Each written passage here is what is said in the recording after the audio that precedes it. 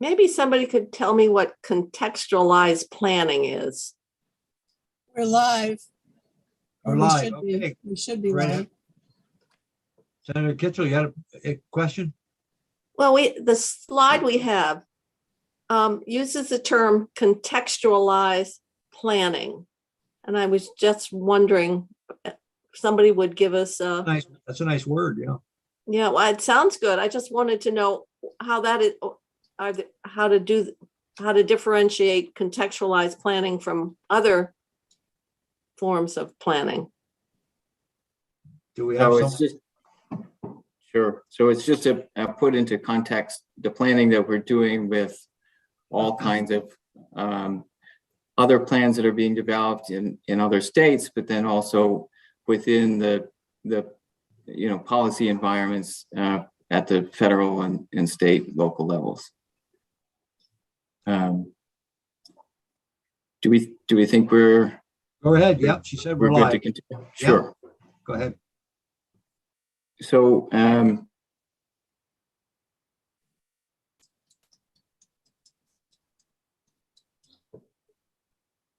if I can pick up on that contextualized planning, and maybe to that point, Chair Mazza, Yes, go ahead.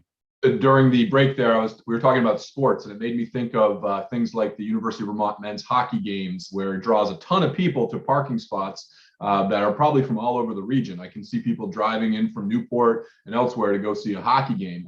So are you contextualizing the planning and looking at having the chargers at where people park a lot of cars are going to be drawn in from larger areas so that those cars can charge while they're enjoying a UVM men's hockey or women's hockey or whatever basketball sporting event they might be attending? yeah, those are the kinds of considerations that will go into the eventual final draft of the plan, to bring in there's so many different elements to it in being able to identify where we should invest our resources most effectively, and so it's bringing all of those different considerations into play. And so one of those is, as you raised, Senator Chittenden, is just how do you strike that balance between corridor and community charging, where the majority of charging that is done is expected to be done at home, 80 to 90% at home, and then within the community. So while you're going about your daily life, shopping and going to sporting events or whatever it might be, that you're just naturally using that time to also charge up your vehicle. So you're not taking time out of your day to find a gas station. You're just doing it as a matter of practice. And so the other piece of this plan is to really prepare for federal funding opportunities that will become available first through the formula funding in the IIJA Act, that's the Federal Infrastructure Bill. And then there are also competitive grant programs, which are geared both towards a corridor and community charging. And so we'll be considering those kinds of preparations for the funding opportunities, but also the kinds of emerging technologies that in terms of faster chargers, medium and heavy duty applications, how we prepare for that eventuality. And then lastly, I expect the plan will help the state think more about how we ensure more equitable access to EV charging throughout the state and really maximize existing investments. And this is the last slide that I have about the infrastructure funding. We're expected to receive through the bipartisan IIJA Infrastructure Investment Jobs Act about $21 million over the next 5 years in the formula funding. And then, as I said before, there will also be competitive grant programs with priority given in particular to rural areas, to low and moderate income neighborhoods, and to places where parking is tight. There is a new program for a carbon reduction program, which could fund all sorts of transportation projects which reduce vehicle emissions, and EV charging infrastructure is among the list of eligible activities. In December, there was a new round of alternative fuel corridor nominations announced. The actual date for or deadline has not been set yet, but this was an important effort that VEIC, Dave Roberts, had supported VTrans in to get new corridors designated. So last spring, FHWA, the Federal Highway Administration, designated 3 stretches of highway as corridor ready. That's US 2, parts of US 2, US 7, and Route 9, I believe. And then there were 2 that were designated as corridor pending. So a stretch from Danville to New Hampshire on US 2, and between Bennington and Massachusetts on US 1. And so that May guide, we haven't seen the final guidelines for the program, but that May guide where investments are prioritized, the existence of these alternative fuel corridors. So, and then lastly, there were a couple of requests for information issued by the feds for feedback on new Buy America requirements with the EV infrastructure and on the deployment plans generally. And so the earliest we're expecting to have some guidance will be in early February 11th, I think. And the agency is responding to these RFIs as well. So that gives you kind of a summary of where we are and our beginning efforts to figure out where we want to be. And so I think it would just be good at this point to open it back up to questions from the senators. Questions, anyone?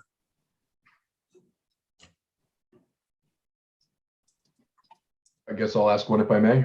Sure, go right ahead. I can't see you, but go right ahead. Anytime.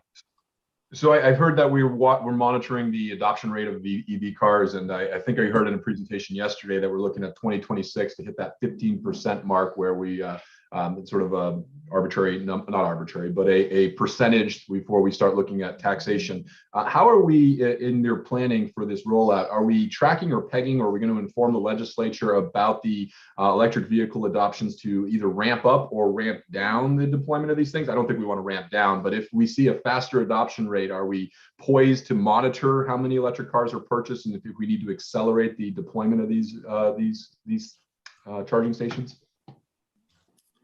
Yeah, so we don't have the final clean numbers on where we are at the moment. I've seen an estimate of about 57 to 5,800 plug-in electric vehicles in the state. As of January last year, we were at 4,360. So there are definitely going to be some challenges in the short term in ramping up the amount of EVs that we have. I discussed this in a House Transportation Committee. There are a lot of market conditions, supply chain issues with the global microchip shortage that has impacted all vehicles and electric vehicles in particular. There will be a challenge to get to where we've set as goals. But I think, this rollout of more EV infrastructure is one of those critical factors in making sure that we're able to, it's a bit of a chicken and egg issue, but making sure that we're able to really drive up the numbers of people owning or leasing EVs. The next 10 or 20 years are going to be maybe hard to predict what's going to happen. When you think of the thousands of gas stations in Vermont that in the future will be replaced, just think how many charging stations it's going to take to replace the gas stations. And it's, if they're talking about 2050, a lot of changes going to have to be made. And they're going to be a lot faster charging, I suspect, because, you know, people aren't going to wait 2 hours to charge a vehicle or 3 hours, whatever it takes. But, Just interesting. take one busy city block and Right. count how many vehicles go through there at a gas station Yep. at 7 minutes a time. Yep. And I don't see how it could possibly happen unless you totally invest into home charging and that everybody charges at home. It's going to be amazing. Numbers don't work. A lot of changes. Well, I Yes. think a lot will depend on also the private sector, because I know, for example, one of the most prevalent sites for charging across the country would be Walmart parking lots. And Yep. obviously, that's a good investment because then customers are there. So I don't know. It's hard to know what like you were talking, Senator Ingalls, about from your business perspective as an amenity for your business customers. So I don't know if there are any predictions in terms of what that private role in addressing this need will really be, but I can't imagine there aren't a lot of people thinking about how to seize this in terms of No. bringing customers to their business. Just think about hundreds of mini marts all over the state that are going to want that customer draw like they do now for gas stations to get them into their store to purchase things. So they're going to be switching to electric plug-in so they can, continue their business. Because there's hundreds of mini marts that rely on gas now. Senator Pertrick, I see you had your hand up. Yes. Yeah, I just had one last question, and then Go I ahead. get that Mr. O'Toole's here to talk about the zero emission vehicle program. But when is the charging plan going to be written? I didn't see a timeline at all. So that work has started in late fall of last year, and we expect to have that by early spring. So probably March Of this year.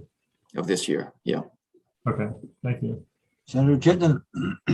Follow up on your point there, Senator Mazza. That's where I think it's really useful for us to think about, rather than mini marts, where else are going to be convenient locations for these. I'm a road tripper. I've driven down to Florida with the kids about 7 times over the last 8 years. And we would love to do stops where there's more than just one thing to do. And I'm concerned with these EV charging. If we just try to look to put them in gas stations, there's not much to do in a gas station. But when I think of like Taft's Corners, when I think of the University Mall, I think of Church Street, I think of downtown Barrie. Those are places where you can walk around, you can take in different sites while your car is charging. So that's where I think this plan is useful. Just think strategically about where we want to motivate these chargers that are going to take at least 20 minutes to get you back on the road. But you also don't want to wait in line for 3 people ahead of you or 5 people ahead of you. You're gonna want access to that thing like you do today with gas pumps. If you stop, you want to get some charging. But if you're going to have to wait, I'd rather wait walking around at downtown. Well, than that's true. Yeah, if you have to. Yeah. Yes, Senator Ingalls. Well, and much to Senator Chittenden's point, there is a business model that would support, if you're on a road trip and you stop in and you gas your vehicle up and you use the restroom and you pick up something to snack on or what have you, it takes about 20 minutes. And in that time you could, on a fast charger, have your car charged up and really not slow you up much more than if you had a gas vehicle. But as Senator Mazza rightfully pointed out, that gets stymied a little bit if you got to wait in line, and now you wait for 3 cars, you're waiting an hour. But there is a business model that it could work, and I'm sure it will get all figured out. Okay. Anything else on the subject this morning? Well, thank you very much. Very good overview, and I'm sure we'll have you back in the future. Thank you. Great. Thank you for your time. Okay, thank you. Take care. Okay, next item is zero emission vehicle program. Megan O'Toole, is she with us this morning? We're running a little late, but Yes, Oh. good morning, Senator Mazza. oh, good morning. All right, welcome and share your information with us. Thank you. All right, thank you very much. And I just wanted to point out that Deirdre Ritzer from the Air Quality and Climate Division Mobile Sources section is with me again today. And Okay. she's actually going to give an overview of our ZEV program, our zero emission vehicle program and its history. And then I can speak to some of the work that ANR will be doing with that rule this year. So I'll hand it over to Deirdre. Sure, go right ahead. Great, thank you. And thank you for inviting the Department of Environmental Conservation to speak with you today. Again, my name is Deirdre Ritzer. I'm with DEC in the Air Quality and Climate Division. And I was going to go over some background information on Vermont's motor vehicle emissions standards and the zero emission vehicle or ZEV adoption. I think it's important to start with some of the limitations we're working within. The Federal Clean Air Act requires EPA to establish motor vehicle emission standards. And it also preempts states from setting their own motor vehicle emission standards. But it does allow California, provides California with the authority to set more stringent motor vehicle emission standards than the EPA. And Section 177 of the Clean Air Act authorizes certain states to adopt California's motor vehicle emission standards instead of defaulting to EPA's standards. It's important to keep in mind that states choosing to adopt California emission standards must have standards that are identical to California's. Now I'll briefly talk about Vermont's history with California emission standards. Back in 1996, Vermont first adopted regulations requiring that beginning with vehicle model year 2000, all new passenger cars and light duty trucks sold in Vermont meet California's low emission vehicle or LEV emission standards. And this regulation included emission standards for criteria air pollutants. And in 2000, Vermont adopted requirements for the delivery and sale of zero emission vehicles or ZEVs, beginning with model year 2004. And this ZEV regulation is technology forcing regulation designed to accelerate commercialization of battery electric vehicles, plug-in hybrid electric vehicles, and also hydrogen fuel cell electric vehicles. Under the ZEV regulation, major auto manufacturers are required to meet an increasing share of their new vehicle sales with these ZEVs. Over the years since then, Vermont has amended its regulations to incorporate changes to California's emission standards, including more stringent emission standards, standards for medium duty vehicles, the addition of greenhouse gas emission standards, and then some consumer benefits such as emission warranty and recall provisions and environmental performance labeling.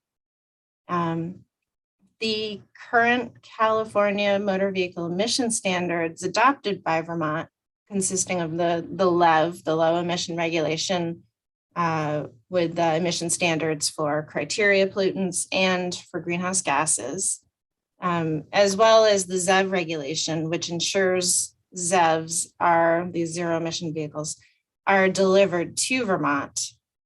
These are all adopted through model year 2025. So Vermont will need to amend its regulations this calendar year in order to seamlessly continue with California emission standards, including the ZEV requirements. If we do not amend our regulations this year, Vermont will revert to the federal program, which has no requirement for the automakers to deliver ZEVs to Vermont. And I'll turn things over to Megan now to discuss the amendments for model year 2026 and beyond. Thanks. Any questions before we move on? Sure. Okay, none. All right, go right ahead. Thank you very much. All right, thank you. Just kind of building off the background of our existing program, I wanted to speak briefly about some of the work that we're going to be doing on amendments to our existing motor vehicle emission program in Vermont. And these amendments are, I think it's fair to say, programmatic changes that the Agency of Natural Resources would likely be considering, regardless of the Global Warming Solutions Act. But legally, we are in a position currently where the Global Warming Solutions Act, as you might be familiar, created the Vermont Climate Council, and the Vermont Climate Council delivered the first climate action plan late in 2021. And pursuant to the Global Warming Solutions Act, actions put forward in that plan that require regulatory action from the Agency of Natural Resources need to be those rules need to be adopted by December 1st of this year, 2022. And included in the climate action plan were two actions, one being that ANR amend its existing advanced clean cars regulation to adopt what's called Advanced Clean Cars 2, which is the latest amendments to this program coming from the state of California. So as Deirdre mentioned, our regulations in Vermont, in the sense that they are more strict than the federal program, need to be identical to California's. So this would be an amendment updating our program to be consistent with California's program and to be more stringent in a number of ways. And then the second rulemaking action that was included in the climate action plan is the adoption of Advanced Clean Trucks, which is a new program coming from the state of California that regulates the manufacturers of medium and heavy duty vehicles and requires that, similar to Advanced Clean Cars, a certain percentage of the vehicles that they sell in Vermont need to be meet the definition of a zero emission vehicle under that program. And so again, that's for the medium and heavy duty vehicles. And I just want to make sure I did send Jeannie a brief memo outlining what these two programs are and our plan for moving forward with adoption of those programs. And so I just want to make sure the committee has that, but if not, I'm happy to share my screen and walk through that memo. Okay, go right ahead. Sure. Okay. I didn't see it on the committee website. Jeannie, Okay. Is that going up? I have not gotten it. I'm sorry. Okay. Okay, I'm happy to send it again, and I'll share my screen right now. If Jeannie, it looks like you have to enable sharing for me, but I can. Good.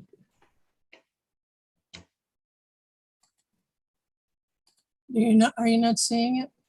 If I share my screen, it says that the host disabled participant screen sharing.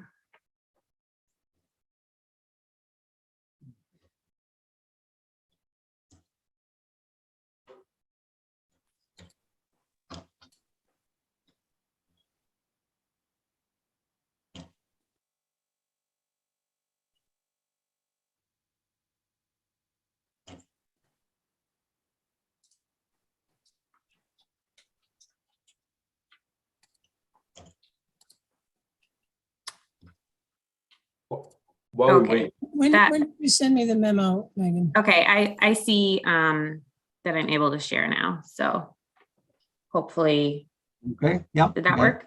Okay, great.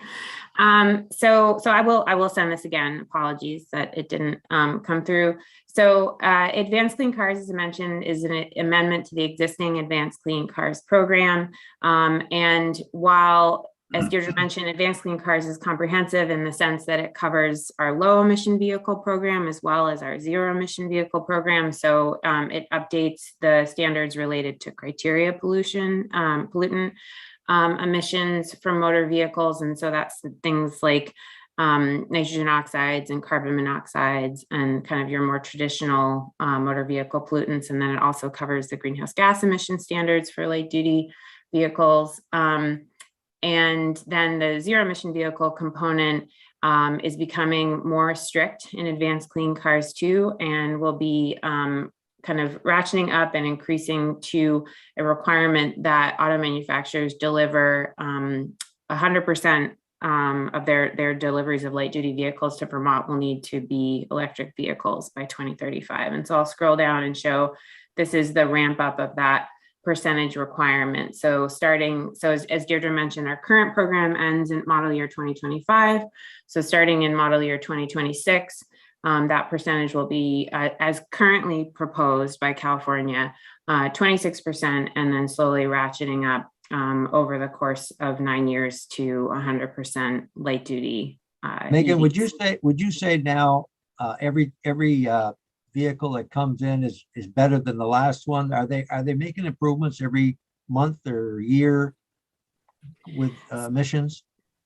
So, and yes, and that is absolutely a component of Advanced Clean Cars as well, and these amendments in particular, in that the kind of more consumer protection provisions of the regulation are also being improved, in that there's enhanced warranty requirements related to the vehicles and their electric motors and batteries, specifically ensuring that the technology that's being delivered meets a certain standard and has a certain useful life expectation. I know trucks, you don't seem to see the black smoke pouring out of them like they used to years ago. They're much cleaner. I think the big trucks, Yes. tractor trailers, every time I see one, it's a much cleaner smoke or whatever, steam or coming out of them. Right. Yeah. The criteria pollutant emission standards for medium and heavy duty vehicles has also been improving over the years as well. So, yeah. Yes, go ahead, Senator Perchlik. Yes. Sorry, Megan, just a quick question on the ZEV requirement. Mm-hmm. Is it for delivery in Vermont, or is it to delivery into or sales, or I guess it's really just delivery to the ZEV states? So like a sale in any of the ZEV states meets the requirement, or do they actually have to do it to Vermont with our participation in the California rule?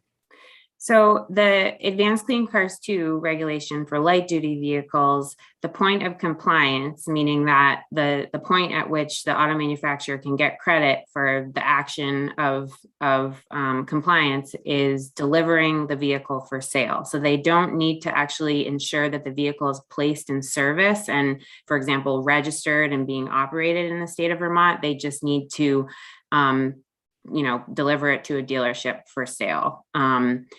And that's actually different than the Advanced Clean Cars trucks rule that I'm going to talk about next. The point of compliance in that rule is actually placed in service. So the vehicle needs to be sold and placed in service.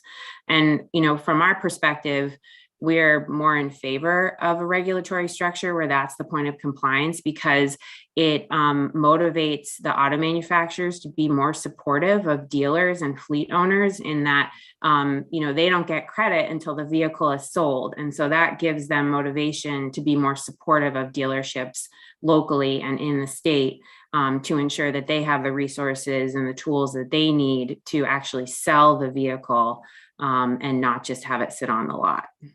Right. No, I appreciate that. And I think that is important. I thought there was I didn't know if there was each state that signed on to the rule, let's call it, has the same percentage of the delivery or for the trucks will be in service, or is it a cumulative of the states that are participating? So like a sale in Vermont helps them meet the regulation in California. Right. So that's a really good point, and definitely a nuance of the rule that we can go into. So what you're referring to has been traditionally called pooling in this program. So it means that the auto manufacturer can get credit for delivering vehicles to the California and the group of states that make up the pool of states that are implementing the program. And pooling has existed for a long time in this program, and it is projected to continue the way that the rule has been drafted currently. I think California is still refining its proposed rule to finalize those what we call compliance flexibility mechanisms. Mhm. But, you know, we're typically not in favor of a robust pooling component to these programs because we are such a small state. And so we want to see these auto manufacturers on the hook for the maximum amount of vehicles that they need to deliver for sale. We don't want them to get credit for delivering an extra vehicle to Massachusetts that otherwise could have come to Vermont, for example. Right. So we're happy to see that in Advanced Clean Cars 2, California is actually restricting pooling and only allowing a certain percentage of an auto manufacturer's compliance to be due to pooling. And in fact, pooling as is currently proposed is slated to be phased out within a few years of the rule taking effect. So that's a really great development in our view, and means you know, more of these vehicles hopefully coming to Vermont than what would have otherwise occurred in a more robust, you know, compliance, flexibility, and pooling program. And so that the percentage to Vermont, it would be the percentage of that manufacturer's vehicles that they deliver to Vermont, not the percentage total, obviously, right? Correct. Per state, yeah. Okay, thank you. And we have, you know, some numbers that we can share that we've developed with the Northeast States for Coordinated Air Use Management group that, you know, kind of has some projections for like the actual number of vehicles that this might mean coming to Vermont if the rule is adopted as currently proposed. So we can share those with you if you're interested. Okay, questions? So if there's no other questions on the light duty piece, I'm happy to move on to more detail Sure. about advanced clean trucks. Yeah. Okay. So the Advanced Clean Trucks rule, as I mentioned, this is a new program. It has been adopted in California as well as several other Section 177 states, Oregon, Washington, and then look more, you know, closer to us, New York, Massachusetts, and New Jersey recently adopted this rule at the end of 2021. So they're moving forward with implementation. And it's always obviously more comforting to a small state like Vermont that we're in good company moving forward with this rule and that we have our close neighbors, you know, implementing this rule with us. So I think that, you know, is definitely a good sign for, you know, not only the state, but also I think the auto manufacturers, you know, want to see more states participating in the program as well. So as I mentioned, the rule requires auto manufacturers to actually place in service zero emission medium and heavy duty trucks at an increasing percentage. And the percentage at which they need to sell these types of vehicles depends on the class of vehicle. So you'll see the varying percentages here: 55% of class 2B to 3 truck sales, 75% of class 4 to 8 straight truck sales, and then 40% of truck tractor sales by 2035 need to be zero emission medium and heavy duty trucks. And I'll just mention again that this was another rule that was included in the climate action plan. So ANR has been, you know, officially directed via that plan to adopt this rule by the end of this year. And so that means that this rule would take effect in Vermont starting with model year 2026, similar to Advanced Clean Cars 2. States that adopted earlier will be able to implement it earlier, but because of the timing provisions of the Clean Air Act, that's when implementation will take place for us. Thanks, Megan. Can you remind us the definition of the medium and heavy trucks in this context? Like what kind of trucks are we talking about? Sure. I'm just going to ask Deirdre to answer that question because she will get it right the first time. Sure. I believe the regulation is looking at trucks with over 10,000 pounds gross vehicle weight rating. And I think Megan also has a graphic on a little, if you scroll down, that's kind of helpful. Okay. Thank you. Yeah, those are the 10,000 classes. pounds. Those are the classes. So there's like class 2 to 3 medium and class 4 to 8 heavy. Like what's the difference between the classes and when we use the terms medium to heavy trucks? That's a really good question. It's kind of a complicated question. It depends on who's answering it because the Federal Highway Administration has a different definition compared to the Environmental Protection Agency, compared to California. So it's unfortunately it's a little complicated. Generally, I think the class 2B and perhaps 3, maybe medium. But I'm not 100% sure if class 3 falls into the medium category.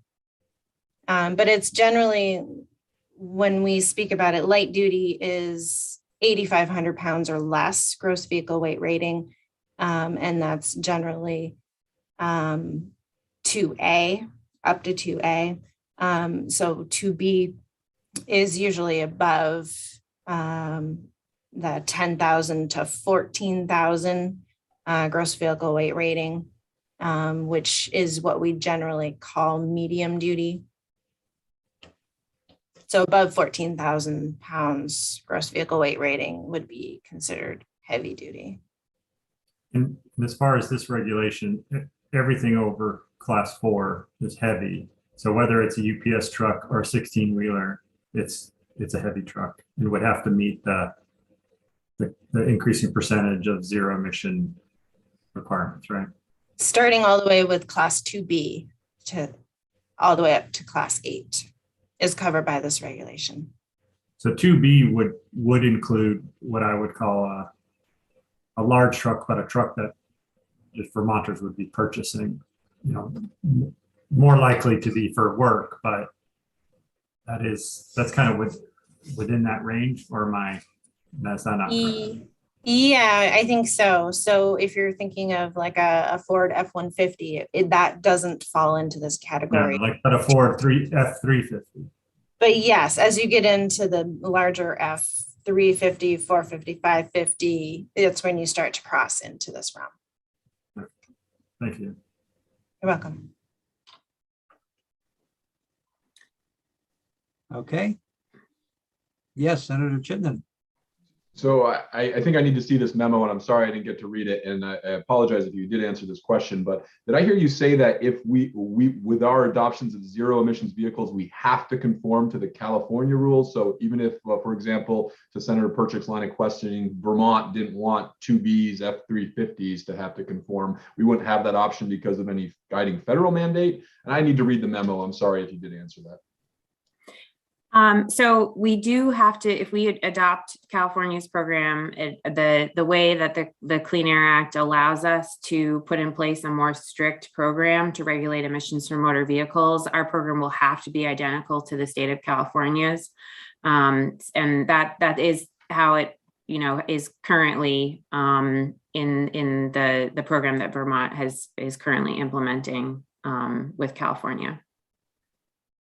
Okay, thank you.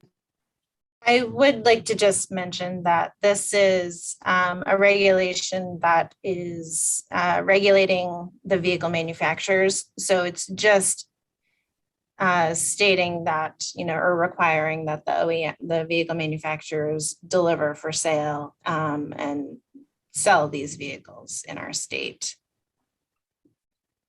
And can I? Yes, go ahead. So if I'm correct on this, and correct me if I'm wrong, you want to be that the manufacturers have participated in these larger states, California, New York, New Jersey, in the rulemaking saying that they can meet this requirement. They're not fighting, saying it's undoable. I mean, I don't know for sure if they've made that specific statement, but these rules are heavily workshopped and negotiated with auto manufacturers in the state of California. And so I think there is an expectation that there is, some degree of agreement that, the way that the rule is going to move forward is something that is technically feasible. I mean, that certainly is a requirement that California meet that shows that what they are adopting is projected to be technically feasible on the part of the auto manufacturers. So that, is a determination that was made by California.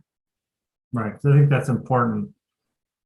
Because what I had inferred into Senator Chittenden's comment, but maybe you didn't mean this, is like that we have to do something. And I think, as Deidre said, it's really the manufacturers. In my understanding, the manufacturers, or at least most of them, are on board and saying we're going to get there. We are going to be manufacturing and selling these vehicles. So it's to our advantage to be part of the program so that they deliver them here. So otherwise they wouldn't deliver them to Vermont.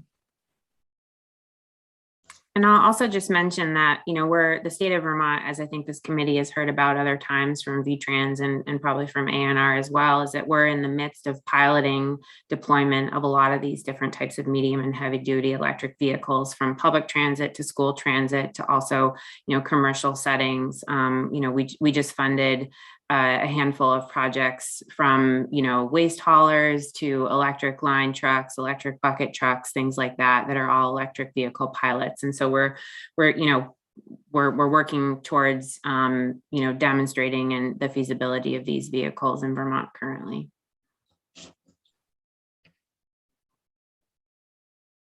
Further questions? Okay, anything else at this point? Senator Ingles has his hand up. Yep, oh, I can't see him. Okay, Senator Ingles, go ahead.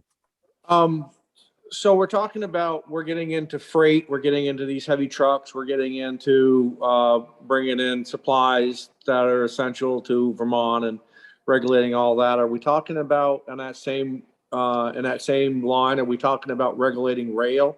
Or is that something that is part of this plan to make sure that these engines are complying? Is that any part of this discussion?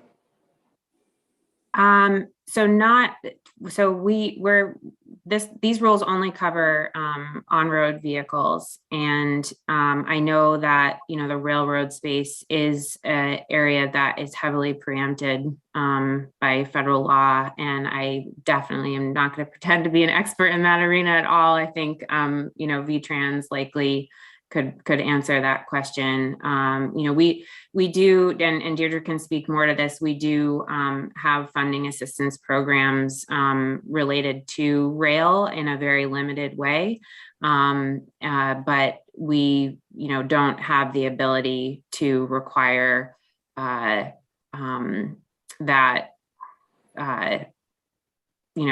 engines in rail cars meet certain standards at the state level. So you can't do that with rail vehicles, but we can do that with other commercial vehicles bringing in product from across the country. We have that responsibility or right to do that. We do have the right to do that. Yes. Okay. Anything else? Again, I'm sure we'll have a lot of discussion of this coming in the future. It's changing all the time, and we're learning all the time. I suspect the new rules and regulations. But I will say, just noticeable as you're on the highway, I think things are cleaner naturally. Right now, they're doing better, but there's a lot more to come naturally as the years go on. Okay. Yes. One last question, Megan. Did you say what the timeline when your department or the ANR or DC is going to be presenting the draft rule? Sure. So the Global Warming Solutions Act actually requires that we propose the rule with the Secretary of State's office no later than July 1st of this year. And then we have some earlier requirements to share the rule with the Climate Council and then certain committees of jurisdiction within the legislature. So we will be doing that in accordance with the law, hopefully.